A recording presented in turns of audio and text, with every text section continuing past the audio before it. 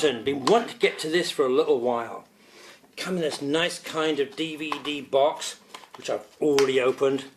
And here's the instructions in yellow. It looks pretty simple and straightforward. There's only one side of these, so it doesn't look that difficult.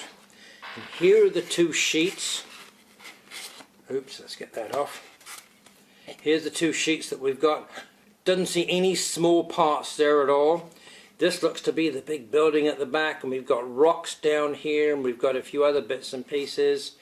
This looks to be the base down here, and it's got some rippling where the water's going to go. Nothing too complicated, it seems, down here.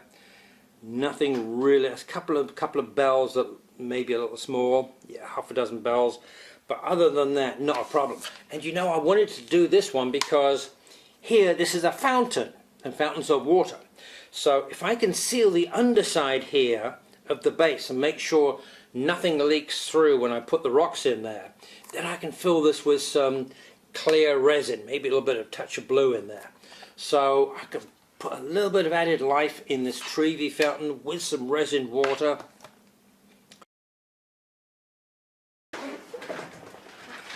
Hey guys, here it is, the Trevi Fountain.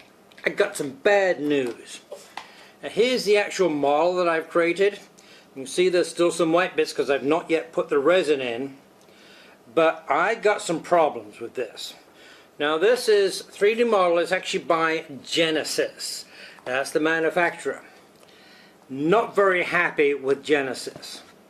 The sheets, the metal sheets, were real thick compared to Metal Earth and some of the others. Now you want thin sheets if you're going to mold them and curve them. Thick sheets are really difficult to actually curve and get in a proper curve. In fact, it's almost impossible. You know, I've got this curving machine right here where you can put pieces in, pull them down with these, and frankly it was virtually impossible. They were so thick. So that's the first gripe I have. Metal sheets were way too thick, way too rigid to be able to curve properly into the right pieces. Second thing is the instructions. Oh my God, I'm going to put some close-ups so you can see these. I don't know how anyone can read these. First, okay, they're black on yellow. You'd think it'd be good, but no.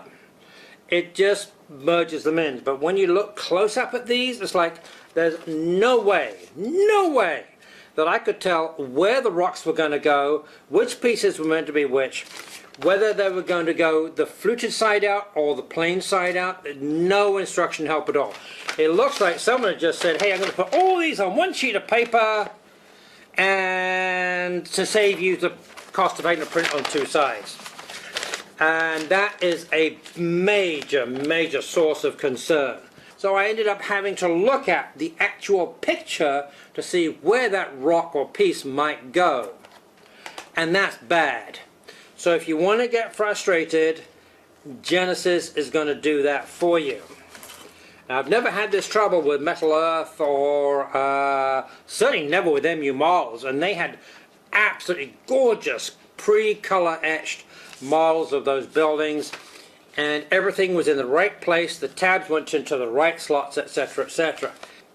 So in order to put resin in here, resin, by the way, will find any small pinhole and it'll just leak through it. It's obviously heavier than water. Water has a bit of surface tension, and resin is real heavy and it'll just ooze through. So I had to really coat the bottom with some metal glue, and in fact the rocks were so difficult I just had to cut off those tabs. And hello Jack, how are you lad? Let me put Jack here.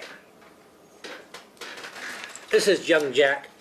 How you doing, Jack? I'm doing okay, Dad.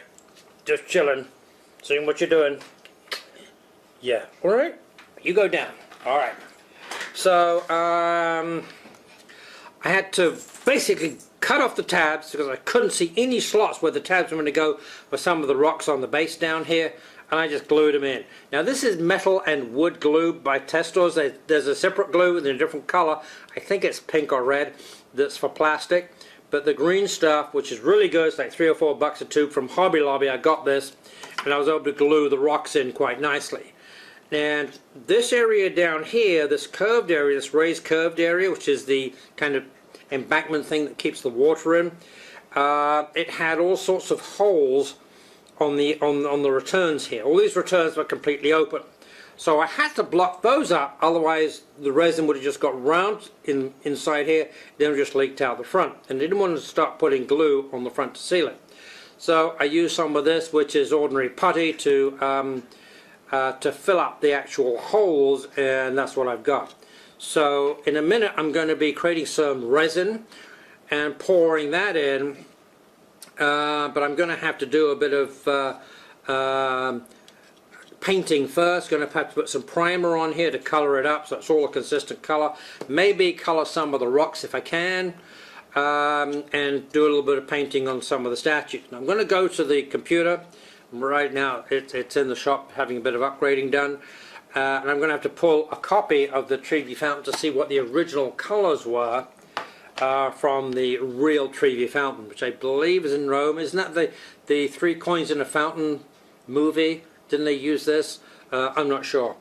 But anyway, it's certainly a world famous fountain, and I think most of it was obviously just stone.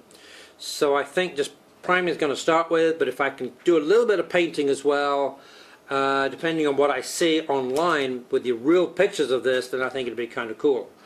And then once I've done all that, I can start putting the resin in down the bottom, having put some glue and the putty in to try and make sure that it's completely resin tight down to the... Well, here it is, the Trevi Fountain. Got it done despite the problems of the thickness of the metal and the quality and the instructions. We managed to get it completed. Now I looked online where the rocks were, and I found the rocks were really piled up much higher around the upper tier rather more than down into the pool itself. So there were some mistakes there. They weren't exactly per the real thing. But anyway, it's not bad the way it turned out after all. And this one I had to put a bit of colouring on just to give it a little bit of contrast. I'll catch you in the next video, and we'll see you soon, okay? The Trevi Fountain by Genesis.